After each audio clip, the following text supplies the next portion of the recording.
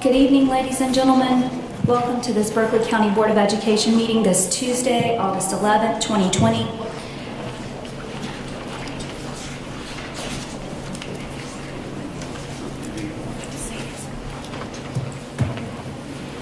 I call this meeting to order. I declare a quorum is present and the media has been notified. We'll now move on to agenda item 1B, approval of the agenda. I'd like to note for the minutes that Mr. McQuillan is on phone. So now we'll move on to agenda item 1B, approval of agenda. Is there a motion? So moved. Second. There's a motion by Ms. Littleton, a second by Ms. Bradley to approve the agenda. Is there any discussion? Hearing none, we'll call the question. All in favor, please respond by saying aye. Aye. Opposed, nay. The ayes have it. 6-0. We'll now move on to agenda item 1C, approval of minutes for the board meeting on July 28th, 2020. Is there a motion? So moved. Second. There's a motion by Ms. Littleton, a second by Ms. Bradley to approve the minutes for the board meeting on July 28th, 2020. Is there any discussion? Hearing none, we'll call the question. All in favor, please respond by saying aye. Aye. Opposed, nay. The ayes have it, 6-0. We'll now move on to agenda item 2, the executive session. We'll now entertain a motion to enter into executive session. So moved. Second. There's a motion by Ms. Littleton, a second by Ms. Bradley to enter into executive session. The stated purpose of executive session is pending employment matters to include the appointment of an administrator, 13 student attendance appeals. Is there any further discussion? Hearing none, we'll call the question. All in favor, please respond by saying aye. Aye. Opposed, nay. The ayes have it, 6-0. We are in executive session.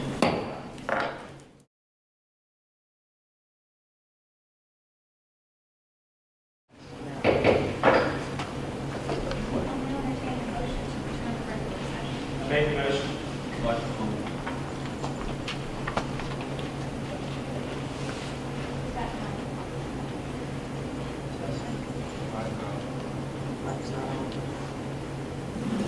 It's dead. There it is. All right, it is now 6:30. We will entertain a motion to return to regular session. I've got Mr. Ramsey with the motion. Second. And Ms. Littleton with the second. I'd like to state for the record that no action was taken in executive session. Is there further discussion? Hearing none, we'll call the question. All in favor, please respond by saying aye. Aye. Opposed, nay. The ayes have it, 7-0. We'll now move on to agenda item 3A, the Pledge of Allegiance, in a moment of silence.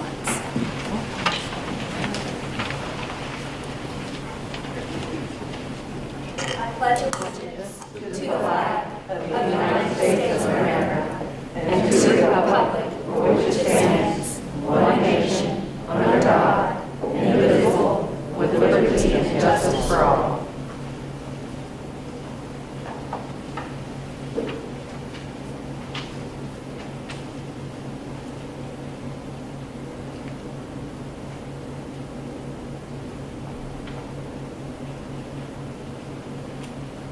Thank you. Please be seated. We'll now move on to agenda item 4A, citizen comments. In order to conduct the meeting in an orderly and efficient manner, we ask that you honor the following guidelines. Stakeholder comments are welcomed and encouraged. However, the board will not take immediate action on public comments at this meeting. Any person wishing to address the board must register prior to the meeting. Comments must be regarding programs, policies, or procedures. Comments regarding complaints against employees other than district-level executives or references to students other than the child of the speaker will not be heard in public session. Groups addressing the same topic should select one speaker. Comments will be limited to 3 minutes per speaker. The board chair reserves the right to allot additional time or halt public comments that do not adhere to the guidelines. First registered speaker is Andrea Contega, a parent-teacher advocating for BCSD to be virtual until safe.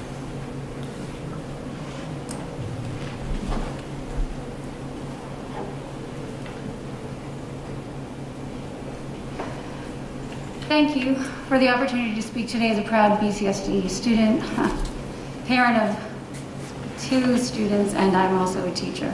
I'm clearly nervous. I used to have this great bumper sticker on my car with 3 simple words: question the answers.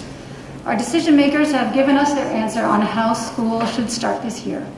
In the spirit of question the answers, I have a lot of questions, and I know that I'm not alone. In private conversations and in online communities of parents, teachers, we share our concerns. Many have shared concerns with the board with no reply.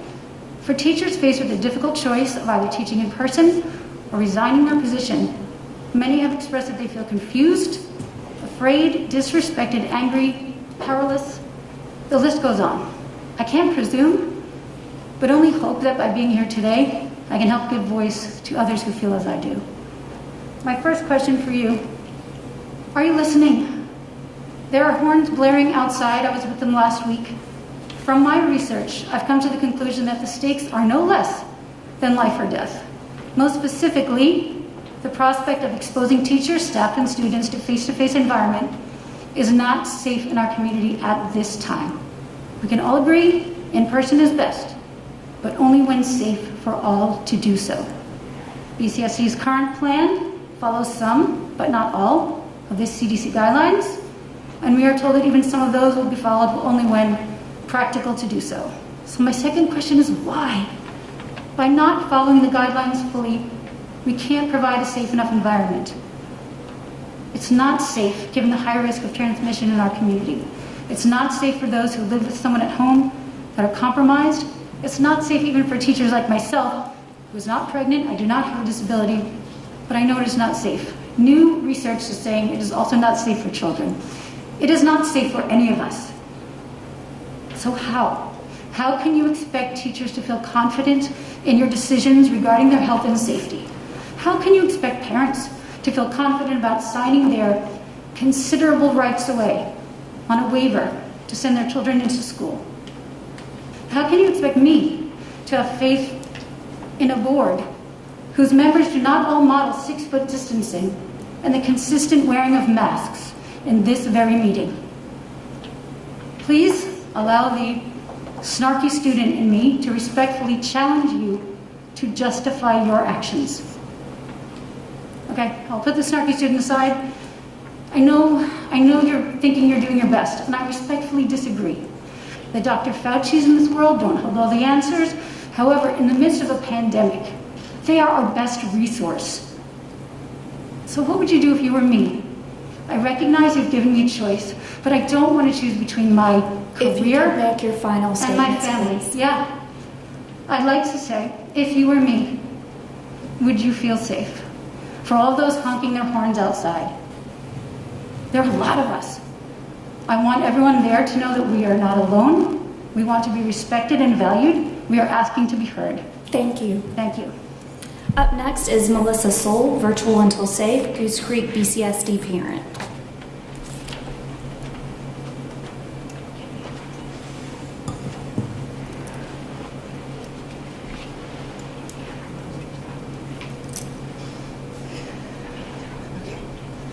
The following survey was conducted from August 1st to August 8th. 833 teachers responded from BCSD teacher-run social media groups. This represents 38% of the approximate total teachers employed by BCSD. This survey was considered necessary due to the inadequate survey given to teachers from the BCSD office on June 26. This district survey has been used as evidence to convince the public that most teachers felt safe going back to school. That survey helped spread a false narrative during a time of alarming viral spread. This teacher-led survey reveals overwhelming fear, anxiety, and insecurity. 73% do not feel safe returning to BCSD school building to teach face-to-face. 65% stated they would feel safe going to school buildings to teach virtually. 96% said they would feel safe being at home teaching during school hours. 74% of teachers admitted to being confused in regards to implementation and their teaching responsibilities in blended distance learning. 80% felt that class sizes should be capped to accommodate the recommended 6-foot social distancing in classrooms. 77% want students to be required to wear masks at all times. 75% are worried that teacher-student privacy may be breached if they're asked to teach face-to-face and blended at the same time. In regards to classrooms, to cameras in the classrooms, 98% believe teachers need to control cameras for confidentiality purposes. Due to additional duties and risk exposure, 76% think additional monetary compensation is justified. 96% agree that unlimited full coverage COVID-19 sick leave needs to be extended to employees after exhausting the federal COVID-19 leave, as opposed to being required to use their own personal accrued leave. Finally, 73% believe that the catastrophic leave bank should also be used for COVID-19 coverage, regardless of whether or not someone signed up to participate in the leave program to help employees. Currently, every county in South Carolina is at a high threat level. Districts are using measures recommended by the SC Accelerated Task Force in order to decide when to reopen schools safely for face-to-face. Some of them chose virtual or hybrid options like CCSD and DD2 until counties are at a low spread. BCSD needs to consider this data to support educators who strongly desire to return to the classroom and receive their children with open arms. SC for Ed, SCEA, and PSTA have publicly stated a virtual until safe stance on school reopening since June. BCSD educators and parents are outside right now exercising their First Amendment rights in a current work environment where the vocal are silenced or intimidated. When will you answer teachers' questions about their daily procedures? If you cannot answer teachers' questions about how their workday will look, why open schools? Since we have not listened to recommendations given by BCSD teachers, Thank you. Could you wrap up your comments? We have a vote of no confidence in your ability to safely open schools. Thank you. We'll now move on to agenda item 5A, action is required from executive session. We're going to start with Ms. Kelly. Madam Chair, I'd like to make the motion to accept the recommendation of administration to name Mr. Angus Chingman as the new Assistant Principal Athletic Director at Goose Creek High School with a contract to take effect on August 12th, 2020. Second. There's a motion by Ms. Kelly, a second, I think, yielded to Mr. Barrow for the Goose Creek Love. Is there any discussion? So the motion is to accept the recommendation of the administration to name Mr. Angus Chingman as the new Assistant Principal Athletic Director at Goose Creek High School with a contract to take effect on August 12th, 2020. We'll call the question. All in favor, please respond by saying aye. Aye. Opposed, nay. The ayes have it, 7-0. Congratulations, Mr. Chingman.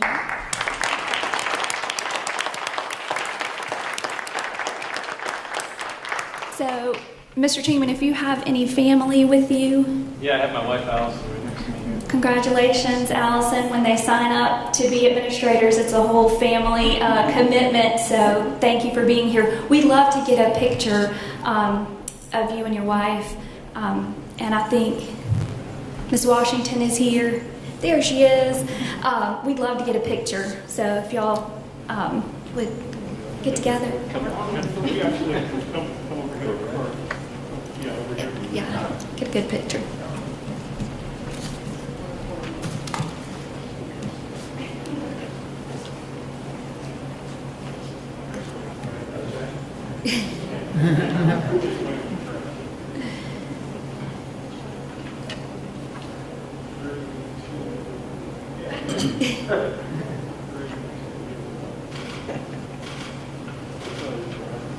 Congratulations.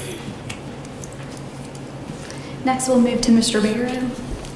Madam Chair, I'd like to make a motion to accept the recommendation of the administration to name Mr. Brian Sweeney as the new Assistant Principal Athletic Director at Cane Bay High School with a contract to take effect on August 12, 2020. Second. There's a motion by Mr. Barrow, a second by Wofford, to accept the recommendation of the administration to name Mr. Brian Sweeney as the new Assistant Principal Athletic Director at Cane Bay High School with a contract to take effect on August 12, 2020. Is there any further discussion? Hearing none, we'll call the question. All in favor, please respond by saying aye. Aye. Opposed? Nay. The ayes have it, 7-0. Mr. Sweeney.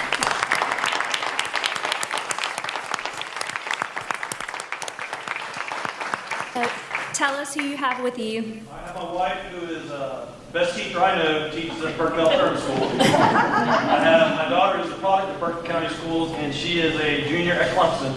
Our son would be here, but he is in the middle of boot camp at Harris Island, so keep him in your prayers. But that's my family. Congratulations. I see Miss Al. And I also brought Mr. McDowell.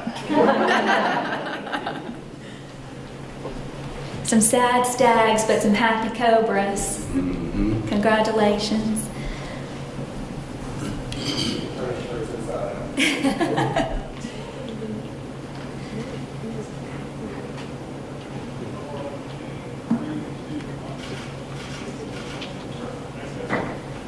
Congratulations to both of our appointments. You get about 12 hours off, and then we expect you on the job. So, congratulations. If you just came tonight to be named and you would like to be excused to celebrate with your family, please feel free to do so. If you'd like to stay for the rest of the meeting, you're welcome, but it is not necessary. Thank you so much for being here. Congratulations. We'll move on further from the action from executive session. We will now be hearing attendance appeals. We'll start with a motion for student number 1. Madam Chair, I make a motion we deny the appeal of student number 1. Second. There's a motion by Mr. Barrow, a second by Mr. Ramsey to deny the appeal of student number 1. Is there any further discussion? Hearing none, we'll call the question. All in favor, please respond by saying aye. Aye. Opposed, nay. Nay. The ayes have it, 6-1. I was a nay. You're a nay? I'm sorry. 5-2. All right. Students 2, 3, and 4 will be heard together. Is there a motion for students 2, 3, and 4? Madam Chair, I make a motion that we approve that we grant the appeal for students 2, 3, and 4. Second. There's a motion by Ms. Littleton, a second by Wofford, to grant the appeal of students 2, 3, and 4. Is there any further discussion? Hearing none, we'll call the question. All in favor, please respond by saying aye. Aye. Opposed, nay. Nay. Nay. The ayes have it, 5-2. Students 5 and 6 will be heard together.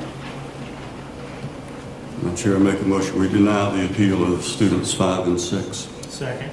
There's a motion by Mr. Barrow, a second by Mr. Ramsey to deny the appeal of students 5 and 6. Is there any further discussion? Hearing none, we'll call the question. All in favor, please respond by saying aye. Aye. Opposed, nay. The ayes have it, 7-0. Students 7 and 8 will be heard together. Madam Chair, I make a motion we accept the appeal of 7 and 8. Second. All right, so we have a motion by Mr. Barrow and a second by Mr. Ramsey to grant the appeal of students 7 and 8. Is there any further discussion? Hearing none, we'll call the question. All in favor, please respond by saying aye. Aye. Opposed, nay. The ayes have it, 7-0. Student number 9. Madam Chair, I make a motion we deny the appeal of student number 9. Second. There's a motion by Mr. Barrow, a second by Mr. Ramsey to deny the appeal of student number 9. Is there any further discussion? Hearing none, we'll call the question. All in favor, please respond by saying aye. Aye. Opposed, nay. The ayes have it, 7-0. Student number 10. Madam Chair, I make a motion we deny the appeal of student number 10. Second. There's a motion by Mr. Barrow, a second by Mr. Bradley to deny the appeal of student number 10. Is there any further discussion? Hearing none, we'll call the question. All in favor, please respond by saying aye. Aye. Opposed, nay. Nay. The ayes have it, 5-2. Student number 11. Madam Chair, I make a motion that we grant the appeal for student number 11. Second. There's a motion by Ms. Littleton, a second by Walford to grant the appeal of student number 11. Is there any further discussion? Hearing none, we'll call the question. All in favor, please respond by saying aye. Aye. Opposed, nay. Nay. The ayes have it, 5-2. Student number 12. I make the motion to grant the appeal. Second? There's a motion by Mr. Ramsey. Ms. Littleton, did you have the second? I didn't look up. Yes. There's a motion by Mr. Ramsey, a second by Ms. Littleton to grant the appeal of student number 12. Is there any further discussion? Hearing none, we'll call the question. All in favor, please respond by saying aye. Aye. Opposed, nay. The ayes have it, 7-0. Student number 11. I'm sorry, Lord have mercy. Student number 13. Are we going to handle that one administratively? Yeah, you need to move to, I made the motion that we handle it administratively. Second. There's a motion by Mr. Ramsey, a second by Mr. Barrow. Student number 13 will be referred back to administration. Is there any further discussion? Hearing none, we'll call the question. All in favor, please respond by saying aye. Aye. Opposed, nay. The ayes have it, 7-0.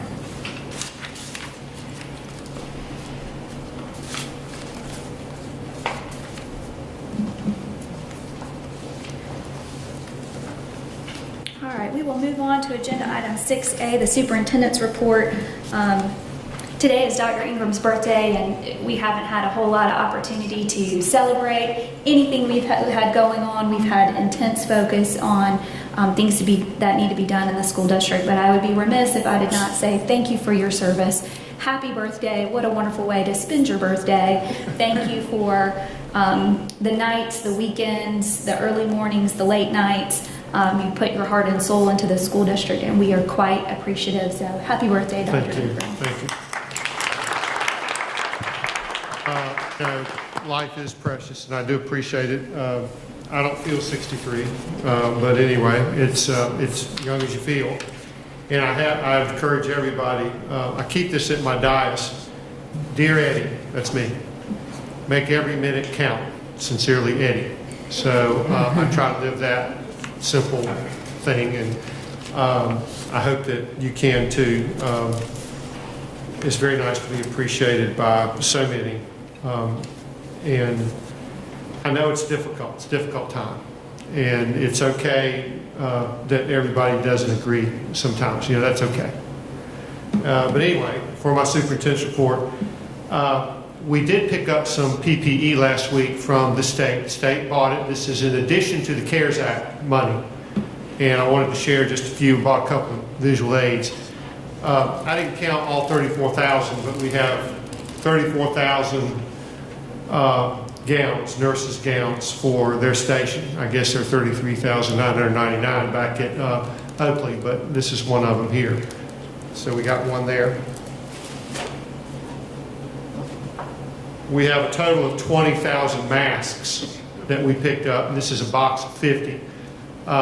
They're in cases that hold many of these boxes, and 10,000 of them are the KN95s, and I don't think this is one of those, but we have. And then this morning, another pallet of masks that we had ordered from CARES Act money came in. So we've got masks, and more masks. And I also have 500 pair of safety goggles that we would use with folks that are in higher risk situations if need be. And they came from the state. We also have, I don't have that with me, we do have 4,500 face shields that were brought in by the state.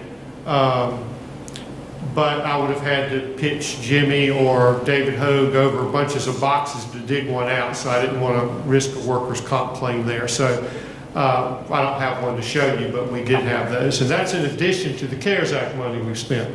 So we have lots of PPE to start school with, and we're going to do everything we can to keep everybody as safe as we can. I would like to say we are 2 months ahead of schedule on the design of Cane Bay Middle School and Sangaree Middle School wings. We'll get more detail on that with cost analysis and all that good stuff. The first meeting in September wasn't quite ready for presentation tonight, but we are in 2 months ahead of the design schedule. So we've worked really hard to get those projects going because we know how difficult that our space needs are, and we need to build as fast and as furiously as we can, but also responsibly. Last evening, we held summer graduation for 25 students at Stratford High. John M.G. Mitchell, Stratford class of 2005, was the guest speaker. Mr. Mitchell is a special projects assistant to Charleston Mayor John Tecklenburg. We practiced social distancing and everything went well. And we're reviewing individual school reopening plans now. They'll be available soon for distribution, but every school is laid out a little bit differently and requires different nuances. So our principals have been working extremely hard, as well as with scheduling, and our HR department is also working with legal counsel on accommodations that need to be made for staff members. And to get more towards the education side of things, I attended a virtual refresher course yesterday for principal evaluation. I'm going to personally evaluate our 8 high school principals this year as we prepare for work into the Mastery Transcript Consortium and those kinds of things. So I'll be taking the lead on that. So, Madam Chair, board members, members of the audience, that concludes my report for this evening. Thank you, Dr. Ingram. Agenda item 7A, temporary committee assignments if quorum for a committee is not present. We don't have any committee assignments, but Ms. Condor fell and broke her foot, and she is very unhappy that she is not here. She said to tell you an elephant stepped on her toe, but just joking. Anyway, she did fall and break her foot. She should be back, but they just got it cast yesterday, so Ms. Hilton is going to handle academics and innovation upon Ms. Condor's request, but she is very apologetic not to be here. All right, agenda item 8A, adjournment of the full board meeting. So moved. Second. There's a motion by Ms. Littleton, a second by Mr. Ramsey to adjourn the full board to go into committee meetings. Is there any further discussion? Hearing none, we'll call the question. All in favor, please respond by saying aye. Aye. Opposed, nay. The ayes have it, 7-0. We are going into committee meetings. We'll start with academics and innovation. Ms. Littleton.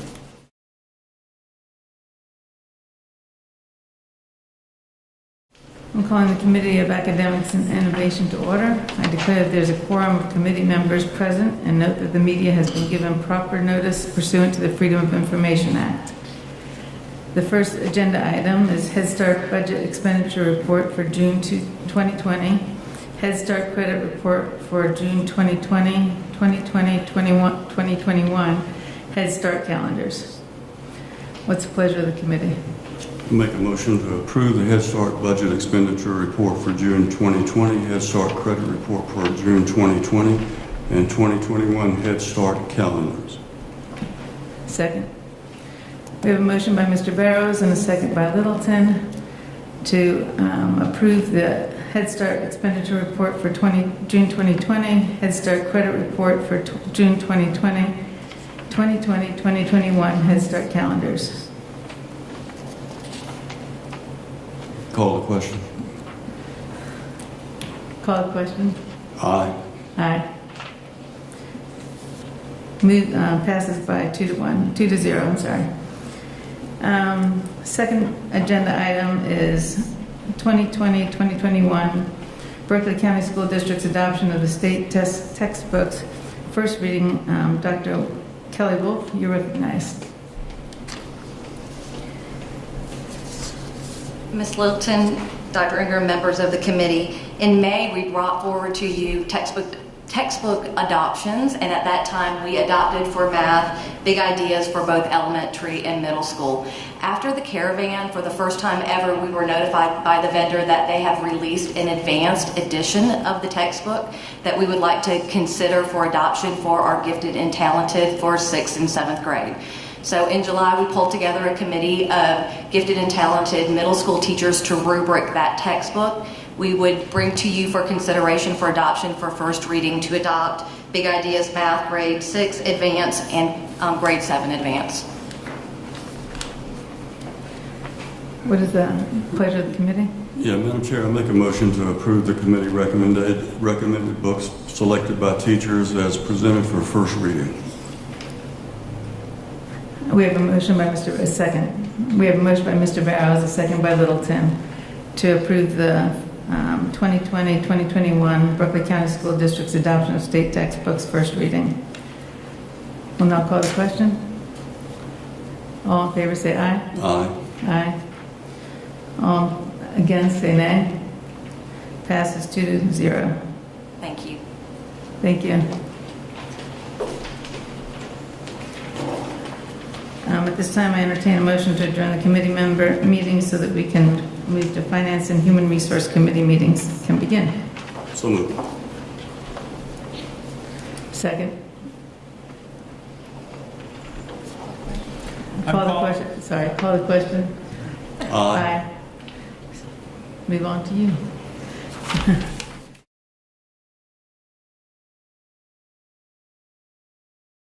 I'm calling the Committee on Finance and Human Resources to order. I declare there is a quorum of committee members present and note that the media has been given proper notice pursuant to the Freedom of Information Act. Our first agenda item is second reading approval to revise policy Gcca sick leave. Natasha Wright, you are recognized.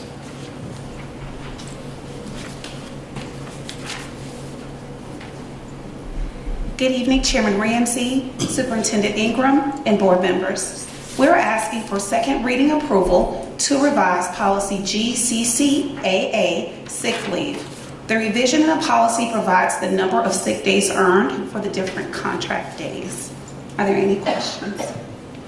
What is the pleasure of the committee? I don't have all the motions, so we're going to wing it. I move to approve the second reading of revised policy Gcca sick leave as presented by administration. Second. We will now call the question. Yes, Mr. Barrow. I'd like to ask Dr. Ingham a question because I was actually going to ask Dr. Whitley, but I certainly don't want to put Ms. Wright on the It's okay. on the hot seat. Getting some questions about teachers and their sick leave as it relates to the pandemic. And I've had a conversation with Dr. Whitley. I'm sure you're aware, Cabinet has discussed it as well. The issue is how we're going to deal with teachers from a variety of perspectives. Number one, first-year teachers don't have any sick leave. They accrue it a day and a quarter per month. So if they get sick, they don't have any sick leave, so we'll have to work something out for them. But even for our teachers who do have sick leave, I've talked with Dr. Whitley about this, and I think we came to an agreement. And I just wonder if this has been discussed and approved with the principals and the faculties. But what we were talking about is having, if a teacher becomes in a situation where they either get sick or have to be quarantined, they're going to have to use their sick leave. If they don't have any, it's my understanding that the district will give the new teachers a day in advance of that and allow them to be a member of the catastrophic leave bank, which would allow them, if they became sick and utilized all of the FMLA, which is 80 hours. We're basically talking about 3 tiers of protection for our teachers. One is for the sick leave for the teacher themselves, the sick leave that they have accrued over the course of years. The other is the FMLA, or the federal government has actually allowed teachers, once they've used up their sick leave, to actually get 80 hours of paid leave, with the federal government picking that up. That's 2 weeks. Now the question remains, let's say if a teacher is quarantined and comes back and then gets sick or quarantined again, how do we work that? They've already used up their sick leave. They've already used up the FMLA, the 80 hours.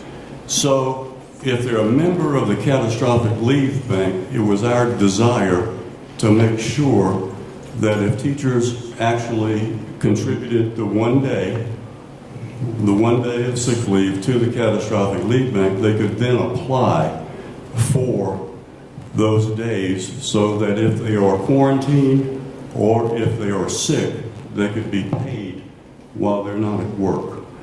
So we've talked about that, but I'm not sure if it was discussed further from a couple of weeks ago. I talked with Dr. Whitley, Dr. Ingram, and I think it was discussed in cabinet. And I don't see a downside. I don't see a negative here because it's my understanding we have considerable number of days already accrued in the catastrophic leave bank.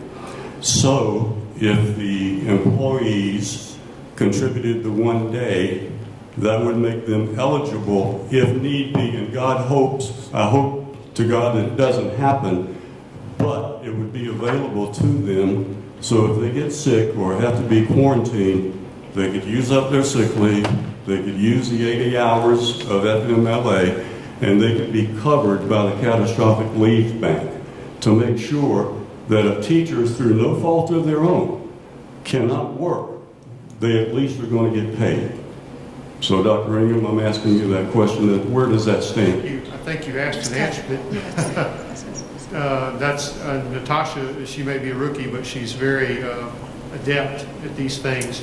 Didn't want to put her on the spot. No, I mean, I think that you're correct. Yep. Absolutely. You mentioned the 80 hours. The Department of Labor and the federal government has made provisions for COVID and for, we're living in some very unusual times, so that's an option. Obviously, if teachers have sick leave, that can be utilized as well. I can tell you that our emergency catastrophic leave program, we're in talks right now with legal counsel to see exactly what that will look like as far as using it. Obviously, it wasn't initially designed for that reason, but it is something that we're looking at and considering so that we can provide the most support possible to our teachers, our staff, everyone. It does make a lot of sense. Mm-hmm. I mean, what you're saying, if someone's willing to donate that one day so they can have that safety. Exactly. A safety net. Yeah. And do you have any idea? You actually answered your question correctly. I mean, that's exactly the direction we're headed in. Okay. And of course, we are continuing the talks with legal to be sure that we're okay with the catastrophic, because that's really in spirit, that's what it's designed for. Correct. So, we, of course, we can't predict every scenario. God forbid someone gets sick and have to use all of that. But we don't have all the answers to everything. But I think that's as big a cushion as we can provide, and it's a fairly thick cushion, I think. We could certainly require the employee, if they apply for this leave, we could certainly make sure that they are legitimately quarantined or legitimately ill to make sure that the benefits are given to the people who actually deserve them. Well, that's true. And while you want to take everybody's word for it, when you have as many employees as we do, it's only right, it's only fair to everybody to require that documentation. In instances like that, I think. So we're going to check with legal counsel. I don't know that there'd be any legal challenge because this is our own policy. Right. And we have a right to manipulate that and to change it as necessary because it's not a law. It's not something we have to really act on. Natasha, do you have any idea how many sick leave days are accrued in the bank? That's something I'll have to look into. I don't know the exact number. I think employees just submit a day, and it may just depend on how many people actually. It's 5,000. Thank you. About 5,000. 5,000 sick leave days that are in the bank currently. And if everybody contributed one, or at least the full-time employees, that'd be about 4,000 more. And I'm really concerned about these first-year teachers because they don't have sick leave.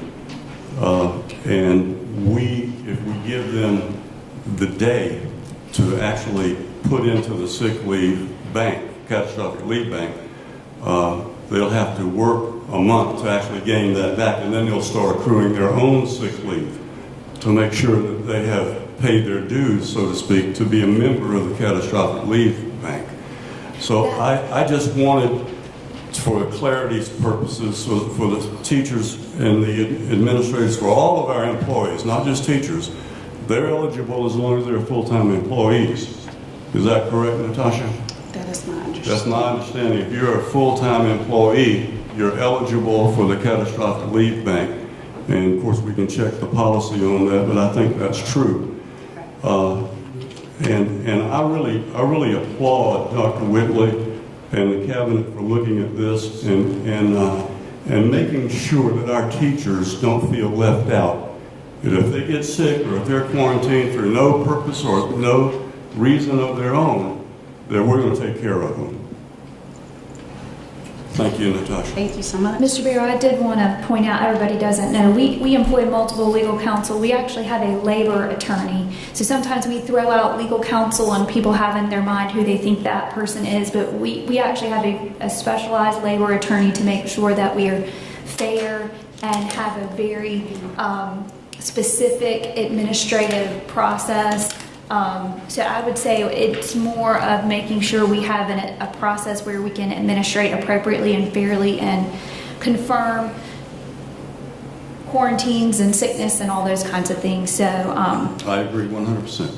Yep. Thank you. Thank you, Mr. Bear. Any further questions? We will now call the question. All those in favor respond by saying aye. Aye. All those opposed? The motion is approved by a vote of 3-0.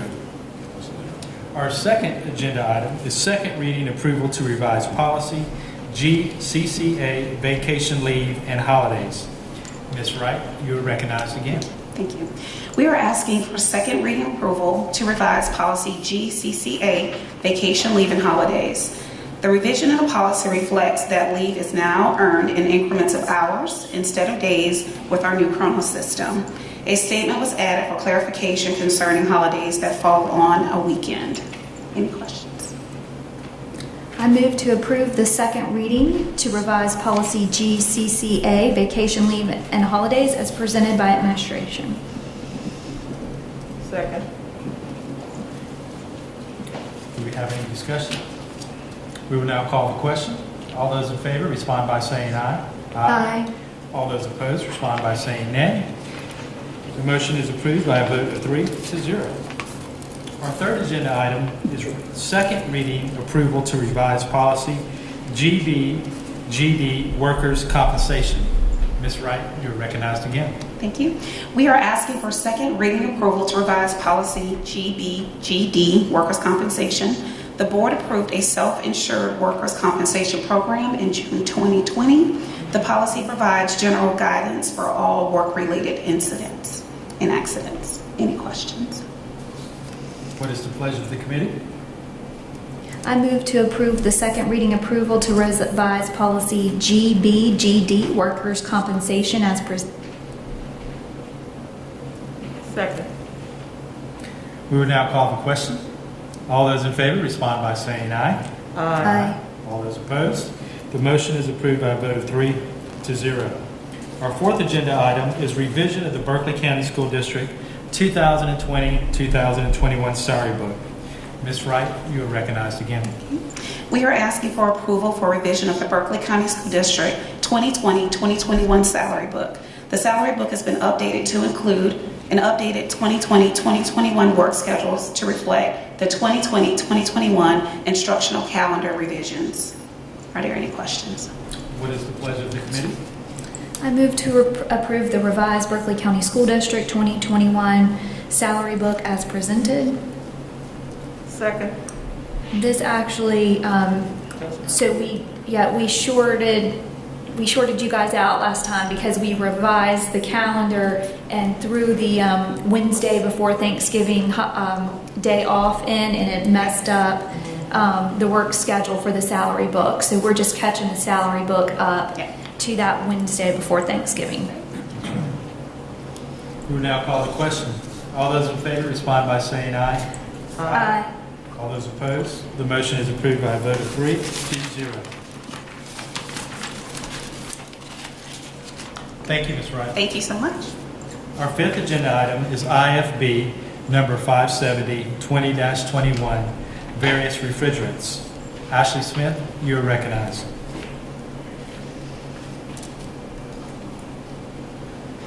Good evening, Chairman Ramsey, Dr. Ingram, and board members. Marcy Abrahamson will be presenting items E and F on the agenda this evening. Thank you. Thank you. Good evening, Chairman Ramsey, Dr. Ingram, members of the board. Tonight, procurement presents to you IFB 570-2021 for various refrigerants. This solicitation was conducted to secure a source of supply for various refrigerants, which will be purchased on an as-needed basis by the Berkeley County School District Division of Maintenance and Facilities. The initial term is for 1 year with the option to renew for 4 additional 1-year terms. This replaces a previous term contract that has reached its maximum number of annual renewals. The lowest responsive and responsible bidder was Johnstone Supply with an estimated annual contract value of $75,000 and a total 5-year contract value of $375,000. Marcy, do I need to I'll make the motion first. Motion to approve the award of IFB 570-2021 for various refrigerants to Johnstone Supply for an initial term of 1 year with the option to renew for 4 additional 1-year terms with a 5-year contract value of $375,000. Do we have any discussion? Discussion. Yeah. Ms. Bradley? I have a question. Yeah. How long have we been using them? Is this the first time? It evidently has been renewed before. Have we looked other places? Has anyone else submitted a bid? Yes, ma'am, that was what the process was. And this is actually a new contract for Johnstone Supply. This is the first time we've had their refrigerator through them. I cannot remember the incumbent vendor, but we did a formal solicitation and received offers from several different vendors. Okay. And Johnstone was the lowest responsive and responsible bidder for the estimated quantities that we presented in our solicitation. Just for my information, how far out are bids? As far as distance, is it all local? Is it out of state? How far does the bid go? We have provisions for in-state preferences, and sometimes that will vote in favor. We might pay a little bit higher, but we keep the economy in the state. But those provisions only apply to certain solicitation methods. And last question, do you use the state contracts? Right, because they have some provisions as well. Yes, ma'am. Well, they have listings of various contractors, so I want to know how far are we using those resources? We utilize state contract quite a bit. We're not, most public agencies are mandated to use state contracts. However, school districts are not obligated to utilize state contracts. We have the authority to do our own solicitation and bidding, which gives us a little bit more flexibility, and I will promise you that a lot of things that we bid on our own, we can get a better price than state contract sometimes. And if I don't get a better price than state contract, we default to state contract. And I ask because someone sent me an email asking about state procurement, not state procurement, but how we procure our services. Are we still using those contractors that were here back years ago? That's why I asked how long. And whether we use those contractors on the state level through them so we can get more minority contractors. Yes, ma'am. We don't have evergreen contracts with anyone. We have to resolicit based on the commodity. Now, if it's a low dollar value purchase that we make infrequently, then we're not required to have contracts. But if it's something that we buy on a very consistent basis, then we resolicit those services. Maximum contracts are about every 5 years. Sometimes we'll do a 1 year or a 3 year, but usually 5 years is the maximum I'll go. We can do 7 years, but we do that very rarely because the market changes so frequently. Okay, so I just want us to look at procurement all around statewide, yes, not just those we're already familiar with, work with, but possibly giving someone else an opportunity to come in. Yes, ma'am. And we advertise, but if they don't respond to our solicitations, we can't consider them, unfortunately. Right. I understand that. But we post everything to our website and we advertise in South Carolina business opportunities. Gotcha. Okay. Oh. Second. We will now call the question. All those in favor respond by saying aye. Aye. All those opposed respond by saying nay. The motion is approved by a vote of 3-0. Our sixth agenda item is semi-annual procurement reports for January the 1st, 2020 to June the 30th, 2020. Marcy, you're recognized again. Yes, sir. We present to you our semi-annual procurement reports for January 1, 2020 to June 30th of 2020. This will include the sole source, emergency, minority business vendors, purchases over $100,000, and trade-in sales. These were presented in your packets if you have any questions. I felt like the sole source numbers had gone down from reports I've seen in the past. So can you give me just a little bit of background of what's going on with sole source to reduce that, which I appreciate and think is good? Yes, ma'am. We are thoroughly investigating those every year, and my philosophy always is just because we sole sourced it previously doesn't mean it's still a sole source. So we test the market from time to time to resolicit those sole sources, and we'll either establish a term contract or obtain quotes for those purchases, or do a competitive method once we determine that it's no longer a sole source. And then and that's been my goal since I took over procurement, was to really do some more work on cleaning up those sole sources and make sure that we're not abusing that method of procurement. It looks good. It's certainly gone down. I don't know the numbers from when I came on the board 6 years ago to now, but I would say there's a significant reduction in sole source vendors, which I think is very healthy for the school district and very important to our taxpayers. That, to Ms. Bradley's point, we're putting things out there, we're letting people have a chance, we're bidding on things, and there's competition, and that is very healthy for the school district, and it's good for the taxpayer. So I know that's hard work too, because sometimes people get in a place where they want to work with a particular vendor, and so they make a hard case for a sole source. So I appreciate you. I know that's been a lot of work, so I really just wanted to highlight. I'm very impressed with the work we've done, so thank you. Thank you. Our seventh agenda item is fund balance request. Ashley Smith, you are recognized again. Administration is presenting 3 different requests for an allocation of fund balance. The first request is a transfer of $650,000 from fund balance for the fiscal year ended 2019-2020. During the COVID-19 closure, our child nutrition department has continued to feed our students hot meals daily at no cost. Child nutrition revenue normally averages around $1.3 million per month. This was reduced to an average of $400,000 per month during the closure. At the end of 1920, because of the reduction in revenue, the food costs, and the additional labor cost, child nutrition ended the year over budget by $1.8 million. Fortunately, child nutrition has a fund balance of over $1.5 million to help offset this overage. However, it is not enough to cover the entire shortfall. Administration is requesting an amount not to exceed $650,000 from the general fund's fund balance at fiscal year end 2020 to child nutrition to offset the deficit. Before I move on to the other items, do you have any questions? I know